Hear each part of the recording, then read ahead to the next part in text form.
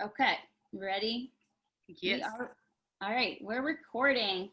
So apologize to everybody that was tuning in for our first Fridays for Good. We're just having some technical issues. So we're gonna record it now and then post it online. We'll make sure that the Lynn Museum gets it and is able to post it on their Facebook as well. So thank you for joining us. We are joined by Doneeca, and she is the executive director of the Lynn Museum and LynnArts. Welcome. Yes, thank you. Thank you. And apologies again for the technical difficulties. I know. And sorry, my phone keeps ringing. I don't know what's Okay, happening, but don't mind that. Don't mind the office line. But it's don't good mind. to be here. Well, thanks for joining us. I would love to start this off with just finding out a little bit about you and maybe your connection to Lynn. And yeah. Absolutely. So I've been the director of Lynn Museum LynnArts since October of 2019. So still fairly new. I've been saying new-ish in my emails because obviously 2020 has been quite a whirlwind for a first-time director of a small nonprofit. But we're here, so that's a good thing. But for me personally, I'm from Lynn. I grew up here. I graduated from Lynn Classical in 2008. Go Rams! And while I was in college, I actually volunteered here at the Lynn Museum when I was trying to figure out what I wanted to do with my history degree. And then when I came back to the area for graduate school, I ended up working here as an intern and then part-time for a little bit. So yeah, I was here for about 3 years before transitioning to the Peabody Essex Museum, where where I was for the past 5 years. So it feels good to kind of worked my way up the ranks from volunteer to now director of the organization. So really exciting. Awesome to be back in my home community and seeing so many familiar faces and new faces. Well, thank you for that.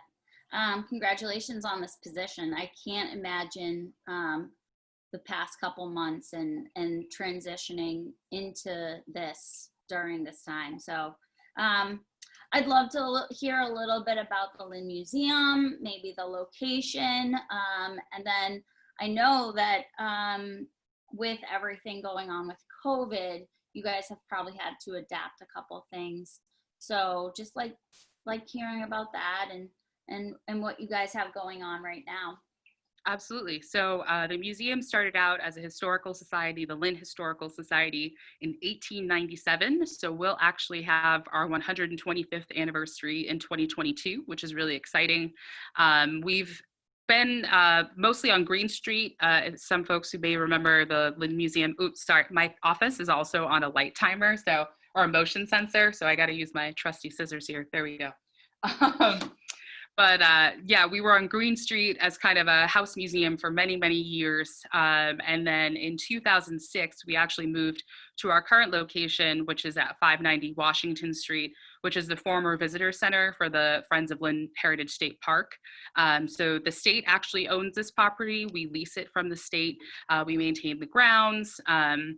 A lot of folks probably came through the visitor center in the 90s and the early 2000s as they did a lot of exhibitions around Lynn history. So I think it was a natural fit for the museum to kind of move here. So our collection of over 10,000 objects is in the building. We have 3 floors of space, 2 of which are dedicated to galleries, and then our 3rd floor is office space. But in 2014, we merged with the LynnArts building. So LynnArts and Lynn Museum became one, which is why our name is Lynn Museum / LynnArts. So we direct that building, we own that building. The building is largely studio spaces, and then we also have the Black Box Theater, which is leased by Arts After Hours. And then our gallery spaces right now are being leased by Galleries at LynnArts, and they're their own 501c3 artist collaborative. And they're doing really amazing work in the gallery, so we're very fortunate to have them in that space and bringing some life into the building. That's awesome. Yeah, I've been in there. It's nice. It is really great. So it's a little tricky because our identity is, we're the museum, but we're also LynnArts, but we're also one organization. So moving forward, really, in my charge as director is really trying to share that narrative in a better way, and helping people understand that we're one organization with two spaces. Right. And we're really dedicated to Lynn's art, history, and culture. I think a lot of people think of Lynn's history when they think of Lynn Museum, which is completely accurate, but some of the founding members of the Lynn Historical Society were actually Lynn Beach painters. And we have quite a few of those painters pieces in our collection. So we have, lost an earring. We have a strong connection to art, both in our collection and in our kind of the makeup of our organization. So we're really lucky. And then with COVID, obviously we did have to shut down. We actually did close for a little bit in the winter, which we typically do because that's when we offer our school tourist program. So the program is called History Detectives, and we typically work with third grade classrooms in Lynn Public Schools, because third grade is when you're meant to learn about local history. So we usually partner with 4 to 5 public schools, and we go into the schools to visit the third grade classrooms to kind of introduce them to what History Detectives is, what the program is all about, what to expect during their museum visit. They get their own workbook that is, just a fun journey through Lynn's history. We use our industry and craft exhibition for that program. So they learn the different ways that Lynners have worked from the colonial settlers all the way up through today. That's awesome. Yeah, it's a really awesome program, and the in-person visit is really great because the students get an opportunity to touch objects and really connect with the history. And we have a really awesome team of docents, a lot of whom are retired Lynn Public Schools teachers themselves. Yeah. So it's nice to have that connection, and they're able to say, oh, I had your brother in class however many years ago, and it's a really wonderful program. So we were already kind of closed offering that program. This year we were working with Linwoods, Lincoln Thompson, and Sisson Elementary Schools. We're short-staffed here at the museum. I'm currently the only full-time employee, which is why the program was a little condensed this year, especially since I just started in October and I was kind of helping fill those shoes since I do have a museum education background. So we were already closed, and then, of course, then we found out, okay, we have to continue being closed as we were preparing to reopen in April, and we had, sent out messages about our Toast of Lynn fundraiser that obviously was postponed. So, we were happy to be closed because we knew that was the safest thing to do, both for our staff and for the community. Unfortunately, we've lost at least about $50,000 in revenue this year with the postponement of event rentals and programs. But through, aggressive applications for loans and grants, we're pretty healthy financially at this moment to get us through the rest of the year. I was on reduced hours and we had to furlough a lot of our part-time staff, but through the PPP loan, we were able to bring those folks back, and we're kind of back at 100%, which is really nice. And then we actually got a grant through Essex National Heritage Area. Sorry, I always mess up that word. To hire some of our young summer volunteers for the summer. So now we have paid internships for the summer. So we have about 7 young people, most of whom are from Lynn, with the exception of one student who's from Nahant. And they're a mix of high school students and college age students. So some of them have already left us for the summer because, they're going to school out of state, but it's been great to have that energy in the building and provide a little bit of sense of normalcy, but then also pay young people for their time, and then offer them a little bit more because, they're considered hazard pay, if you will. They're on the front lines, making sure that our visitors have a great experience, that they're safe and all of that. So the doors are open currently. Yes, the doors are open. So we are collaborating with Lynn Main Streets, as well as the Downtown Lynn Cultural District and the Chamber on the Last Fridays program. So we kicked it off last month at the end of July with an Art in the Park program, which is really great. We had a socially distanced outdoor art gallery. Everyone was wearing masks, socially distant. We had hand sanitizer stations, but it was really just a fun opportunity to be outside, which I found is probably the most safe option and where people feel most comfortable right now, given everything that's going on. And just celebrate some local artists who are doing some great work, have used this quarantine period to really hone in on their creative skills. So it was a really awesome program, and we're looking forward to future programs, while also realizing that Lynn right now is, I think, the second highest positive positive rate Yeah. city in the Commonwealth. So, Right. we're keeping an eye on the numbers and we'll, adjust our hours as needed, but, are also being realistic in that we may have to shut down again out of safety for Lynn and the community. Yeah. I just want to say that just hearing you talk, I just keep hearing collaboration and, this is a personal note, but I just think it's so crucial to organizations and the community.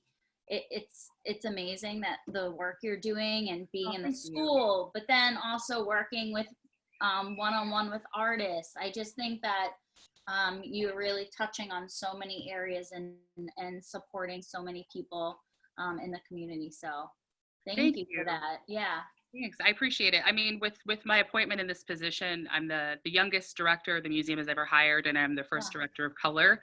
So it's a big milestone both for myself and for the organization.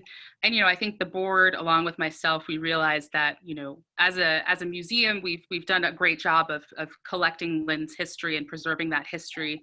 But what more can we be doing? How can we Right. be more of an advocate in the community, and really make sure that our space looks like what Lynn looks like today when you walk Right. around downtown, when you're grabbing lunch at Tacos Lupita or grabbing a coffee at the Lazy Llama. I want to make sure that people know that we're here. Our Yeah. spaces are for everyone, and we want all of the voices in Lynn's community to be seen and heard in this space. Yeah.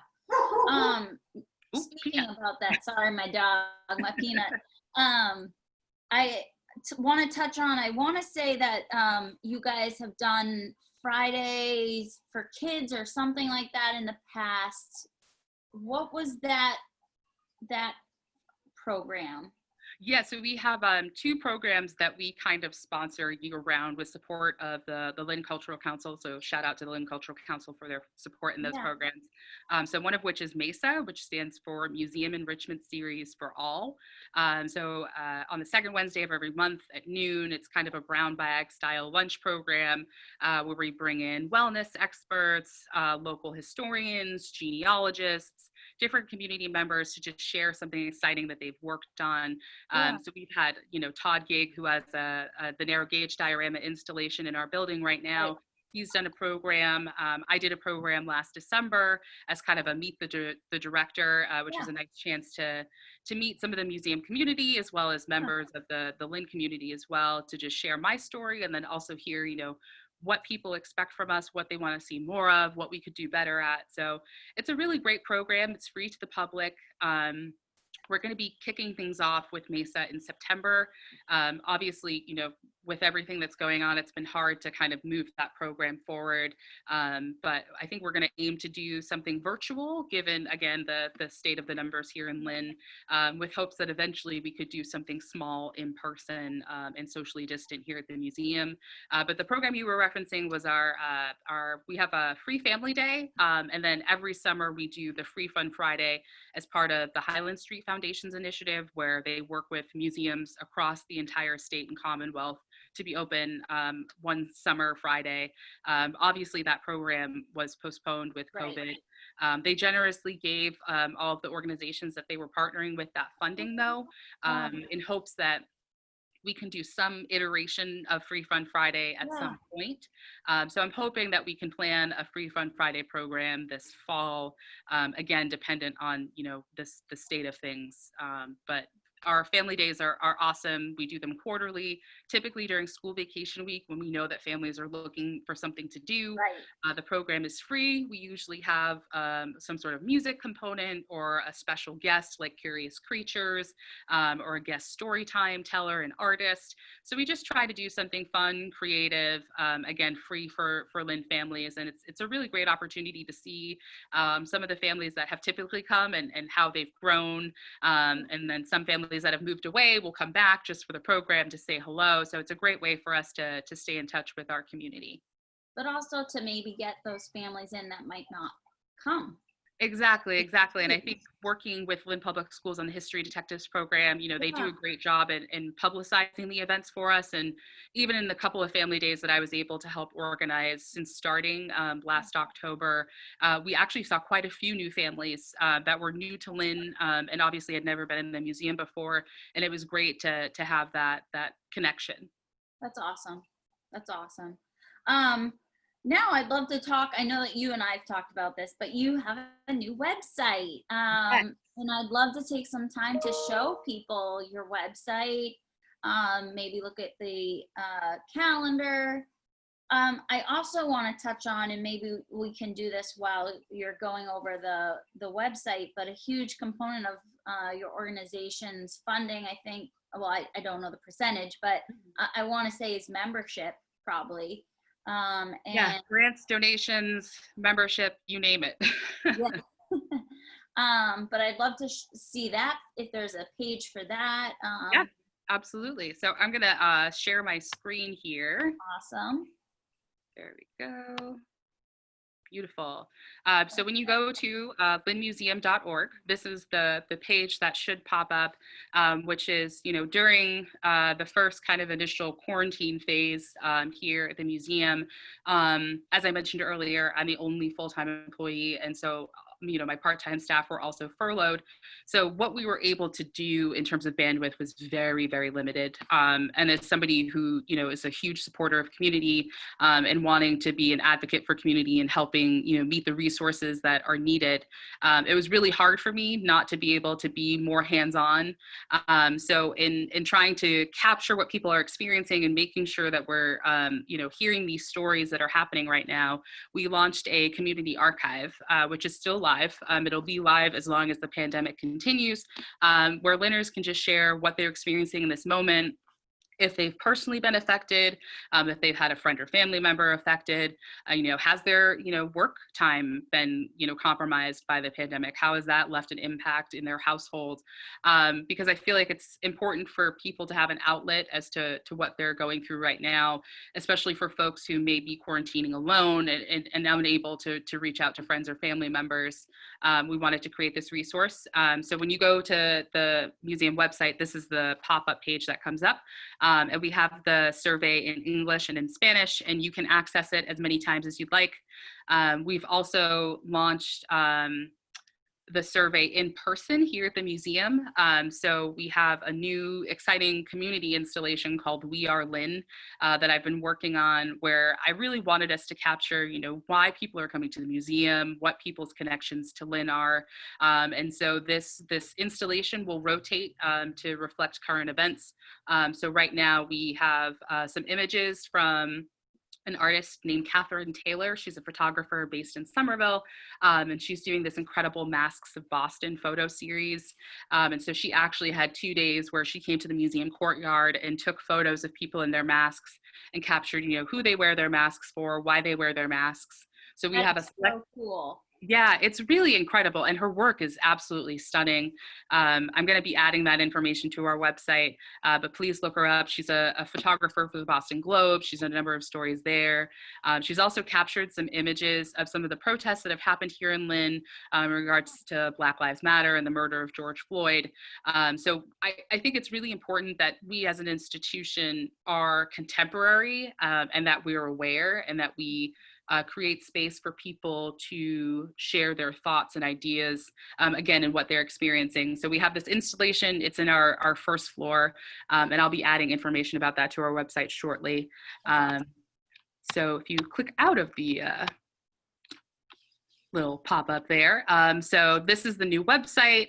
I think it's, again, in my job as director, is really communicating that Lynn Museum, LynnArts, we're one organization that has two spaces. So both 590 Washington Street and 25 Exchange Street. This is just a little welcome. And then we decided to use some images as well that kind of share that history, give a better sense of who we are and what we're about. No pun intended, moving to the About section, just a little history of Lynn, as well as the organization as Lynn Museum and Historical Society, which is what we technically do business as, Lynn Museum, LynnArts, but our 501c3 is for Lynn Museum and Historical Society. And then our board and staff.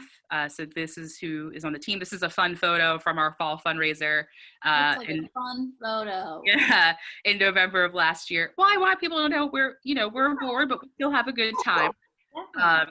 Peanut likes it too. So. Yeah, I'm glad Peanut is in support. And then, of course, the visit section. So these are our updated hours, and we'll update these again, as things kind of develop. But for right now, we're by appointment only Tuesdays and Wednesdays, and that's meant for folks who are immunocompromised or high risk or just, don't necessarily feel comfortable coming to the building when we're open to the public. And then we're open to the public Thursday and Friday, 10 to 4. And then very exciting, we're now open the second Saturday of every month through a sponsorship from Eastern Bank and the That's Eastern Bank awesome. Charitable Foundation. Yes, which is really great. So we're open from 11 a.m. to 3 p.m. the second Saturday of each month.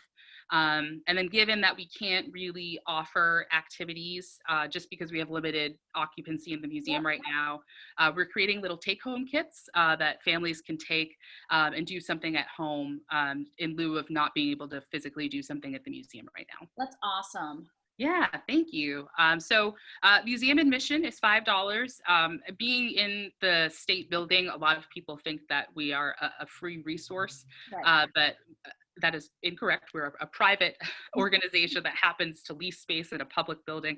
Again, a little confusing here and there. But then we're also free for museum members, for students, and children under 12. So there are some directions. We do offer tours. So if somebody is interested in arranging a socially distant tour, that's something we can definitely do. They can reach out to Elena, and this is her contact information there. Artifact donations. So as I mentioned, we have a collection of over 10,000 objects specifically dedicated to Lynn's history. We do accept artifact donations. Right now, we don't have a collections person on staff. So the collections committee of the Lynn Museum LynnArts board is really the group that's reviewing the different requests that come in or inquiries that come in. And we don't really have, a strict, policy when it comes to donations in terms of what we're looking for. Really, it's just anything with Lynn provenance. And then here's a, example of what we have in the collection and where our strongest artifacts are. And then the last little bit is that we do have a print and manuscript collection that used to be housed in our library, but we have a really awesome partnership with the Phillips Library at the PWB Essex Museum, where our collection is temporarily offsite in Rowley, Massachusetts. So it's a little bit of a drive, but in doing, in making our collection accessible there, it's been really great for researchers and people doing incredible work in all across Essex County. And so if anybody wants to look through those materials, it's actually online through the Phillips Library website. I've been a number of times to look at research for upcoming exhibitions. And so it's just really great to see our print and manuscript collection be used, like I said, by researchers, genealogists, all of that. And then these are our social handles. We have a Facebook page, a Twitter page, and an Instagram. They're all at Lynn Museum, which is also in my little name section here in the Zoom. And then a special thing is our Lynn Legacies page, which some longtime followers of the museum may know about, which is a while back we launched a capital campaign where we accepted nominations for different Lynn heroes, sheroes, organizations doing great community work. So that lives here in the Lynn Legacies page. I do believe at one point in time when I used to work at the museum, we actually had an exhibition of the Lynn legacies here inside the museum. But in order to, ensure that, these legacies live on, we have this website here. And hopefully we'll be doing a second round, a new iteration of those Lynn legacies in the next couple of years. I think it would be perfect timing for our 125th anniversary. Yeah. And finding out about what's going on with you guys have an events calendar? Yes. So admittedly, our website does look different on different platforms. Yep. So right now I'm using my personal laptop, which is a Mac, but then if you look on a PC, the website might look a hair different. So on the website, in a PC version, the tabs are across the screen, and then on a Mac, you have this little menu tab. But if you click on the calendar section, which I think I did, oh, there we go, it's loading. Cool. So we have a calendar. here on the website that I update and my staff updates as needed. The biggest thing coming up is that there's a group of young people, Urban Verse. They've done a number of events here in Lynn, but really wanted to do an artist showcase to amplify Black voices here in Lynn and around the North Shore. So they're doing an event next Friday, the 21st. It's free to the public. Capacity is limited given the guidelines by the state and the governor. Masks are required, but there's going to be an artist showcase featuring spoken word. There will be music. And then there's also going to be a vendor fair featuring businesses of color that are based in Lynn and again in the North Shore. So if anybody's interested in coming out, please do. There will also be some art on display. So it'll be a wonderful event that Urban Verse is organizing. We're just, kind of the space that's providing, them, giving them space to do their thing and in support of, Black voices here in Lynn, the Black Lives Matter movement. And then last Fridays, which again I mentioned earlier, with Lynn Main Streets, the Downtown Lynn Cultural District, Chamber, and a few other folks. So our next event is slated for August 28th. Again, with the numbers happening in Lynn, we are trying to figure out what we can offer virtually, as we think it's a great program, but we want to ultimately keep people safe. So again, in September, we have our first Mesa coming up for 2020, which is really exciting. And then we have all of the dates for the second Saturdays as well here on our calendar. We do have a few programs in the works for Trails and Sails, which is Essex National Heritage Area. They do it every year. So we have about 3 or 4 programs that'll be offered the last 2 weekends of September. So those will be up on the website soon once we submit the events through Essex Heritage. And I'm guessing you'll probably be mentioning this on your Instagram and your Facebook page once you start officially advertising for these upcoming events. Yes, absolutely. And then for our social media channels, we're also profiling a lot of our summer staff too, giving them little shout outs, especially on our Instagram. And then we're also working on artist profiles to profile the different artists that are in the LynnArts building as well, to promote the work that they're doing, because there are some really incredible folks that are in the building, and we want to make sure that they get their spotlight as well. And then in terms of exhibitions and collections, we have our up-to-date collections or exhibitions on here. So I mentioned Todd Gake's narrow gauge diorama earlier. That's on our 2nd floor. Our industry and craft exhibition, which I told you we use for our history and our history detectives program, is also on view. We do also have a really great exhibition about our collection and kind of the focus areas of what's in our collection, and the different historical figures like the Frederick Douglass and the Hutchinson's family. So we have different pieces there. Postcards of Lynn, we do have a snippet of that left. I transitioned part of that exhibition for the We Are Lynn installation. So we still do have postcards on view. And then the most exciting, in my opinion, is the upcoming exhibition, Untold Stories, A History of Black People in Lynn. This exhibition has been in the works, I want to say, since 2018. We've been working with a community committee of Black people in Lynn, kind of advising our staff on the exhibition, helping us source oral histories. We also did a couple of story share days where we collected photographs from different members of the community to really celebrate the Black voices in Lynn, both currently and then using our collection as well as some research materials to really highlight the different stories of Black people from the colonial days in Lynn through today. So we'll hopefully be installing this exhibition in the fall. Again, it depends on where things are at and whether or not we'll be able to have people in the building. But we're hoping to debut this exhibition this fall, and we're really excited to bring these histories that I feel like are largely left out of our narrative to the forefront, and giving them the platform that they deserve. That's amazing. Amazing work. Thank you. This is a really that's our new website. And if anybody's interested in becoming a member of the museum, we have a range of membership options.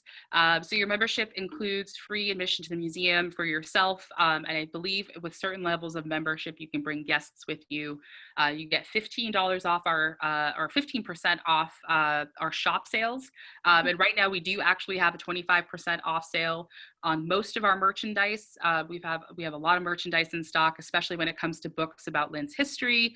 We have some t-shirts, sweatshirts, bookmarks, magnets, you name it, we have it. And then we also, these aren't part of the shop sale, but they're brand new to the shop, which is... Those are really cool. Yes, so a lot of people know our shop for the Fluffernutter shirts that we sell. We had a lot of shirts in back stock that were youth sizes or double XL, triple XL, basically stock that wasn't moving. So in thinking about, how can we provide a new exciting something in the shop that really meets people where they're at today? And I was like, oh, we could make masks. So we're working with Couture Planet. They're based out of the Lydia Pinkham Labs. Michelle is actually one of our board members here at Lynn Museum, LynnArts. So it's been really nice to work with her and support the work that she's doing with Couture Planet. They've been doing masks, I feel like, for months now, really meeting the demands that are out there for PPE supplies. Yeah. So we're really excited that we were able to produce some masks. These are $15 a pop, and support Couture Planet as well as Lynn Museum, LynnArts. So we have this version, and then we also have one that says Fluffernutter Marshmallow. Now, if people are interested in those, they can come to the museum or they should call ahead. They can call ahead, and then we'll be shortly adding a shop tab on our website. We just recently got the reins to the website so that we can start updating things ourselves, where we're going to advertise the shop sale, the types of merchandise that we currently have, and then if folks are interested in ordering something over the phone or online, we'll make that possible, and figuring out shipping and handling and all that fun stuff. Yeah. But if you're interested in becoming a member, it's really worthwhile. You get access to members-only events, special member pricing on events and programs, and it's a great way to support, a community resource that's, doing the best, like I said, preserve Lynn's history and promote our future. Oh, as it says right here on the bottom. There. That's perfect. And I know, obviously, in the time that we are all in, I know that you guys do rentals as well for the space down on that first floor. Mm-hmm. So I saw there was a tab for rentals. Obviously, right now, that's probably a little bit different, but a little bit forward next year, I know so many fundraisers and organizations. The city holds things at at the Lynn Museum, and absolutely, rentals are a huge part of our revenue, actually. So we're very thankful for the relationships that we have and the people that continue to use our space, like the city, the chamber, a number of nonprofits here in Lynn. North Shore Community College does a number of events here as well. So we're really thankful to have that support. We are still doing rentals right now. Obviously, we've changed things to accommodate the new safety standards and guidelines put forth by the state and the city. So right now for our outdoor spaces, which is primarily what we're doing rentals for, we have a park space in the back that we're doing events for about 30 people maximum, so that we can enforce social distancing, wearing masks, proper hygiene. And then we also have our courtyard space, which is in front of the museum, for about 10 to 15 people, where a few nonprofits that are inside of our LynnArts building have been able to hold meetings that are socially distant, Right. keep their members informed. So we're trying to be as flexible as we possibly can for, a 123-year-old institution. But no, it's been really great. And the World Music Festival is actually going to be renting our park space so that they can live stream the festival online, which is really, really wonderful. So we're trying to find, different ways to support folks and what they're doing, and making their, their dreams and their visions happen, given everything that's going on. That's awesome. Well, I think we covered a good amount of information about the Lynn Museum, LynnArts. Is there anything else that you would love to talk about? This has been great. I thank you for including me and including Lynn Museum and LynnArts in this awesome Fridays for Good opportunity. We do have a mailing list, so if you're interested in keeping up to date on what's going on, we do have an option to subscribe to our mailing list at the bottom of our website. We probably send e-blasts every 2 weeks, sometimes a little less, just trying to promote what we're doing as well as the different organizations that are in the LynnArts building, trying to, promote those folks as much as we can. But yeah, we're your city, your museum. We're here for the people of Lynn, and just really excited to be here, and, to try to continue to be a community resource and adapt to the times as much as we can. But yeah, 2020 has been an interesting year. Definitely a monkey wrench for myself and for the organization, and I'm sure many folks and organizations across the city. It's been really awesome to see through the mutual aid Lynn page and the YMCA, and there's just so many folks, the Lynn Community Health Center, the Brickyard, that are doing just incredible work and have been doing incredible work. So shout out to them, and really excited to be in such a resilient city that's putting the people first. Yeah. I just want to again thank you for participating in this. This is our first one, just trying to really highlight the work in the community by the nonprofits that support so many people. So thank you so much, and everybody else stay tuned. Next week, we will be joined by Building Bridges Through Music, which is a small nonprofit in Lynn as well. And thank you so much. Yeah, thank you. Happy Friday, everyone, and hope you have a great weekend. Thanks. Thank you.